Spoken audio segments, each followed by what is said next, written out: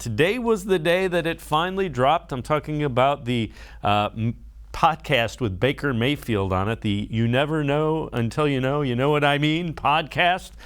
Baker Mayfield doing that, and he talked specifically about the injury that kind of derailed his season and his time here in Cleveland.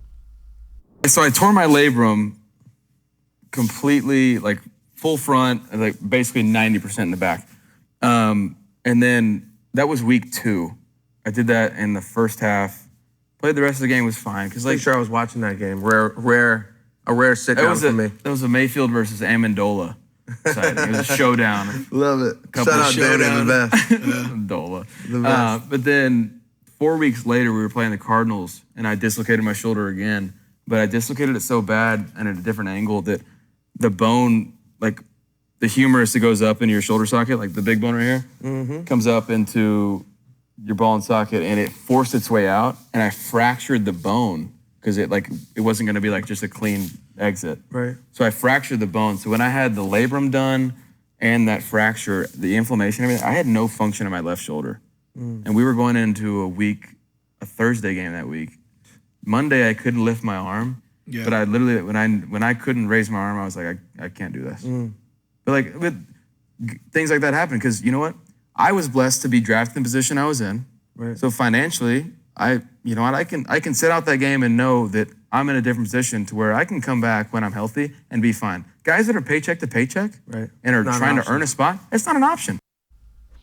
So welcome in Jeff Risdon from BrownsWire.com. And Jeff, we'll dive into more of that, but it's a pretty significant injury to try to play through when it's described like that. Yeah, and to hear him describe it, and we have heard this, you and I have heard what exactly was done, but to hear him describe it, I think it does put a human face on it. You know, we like to, it is very tough to have a neutral opinion on Baker Mayfield, but so hearing him, describe what happened to him and doing it kind of matter-of-factly, like he wasn't, I don't think he was going for sympathy there. I really don't.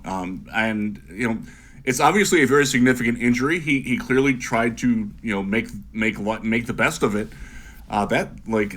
Do you want that to happen? That sounds really painful to just experience, not to let alone go back out and try to play through. So I appreciate his candidness of exactly what happened there. It's not an easy injury. I know it's not his throwing shoulder. Obviously, if it was his throwing shoulder, he would have been done right away. But, again, we've talked about this before. Just try and throw a ball with your dominant shoulder without moving at all your non-dominant shoulder.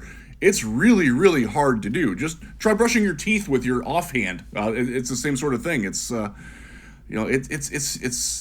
I'm happy that he was finally forthright in exactly what happened to him, and we have no reason to doubt what he said there.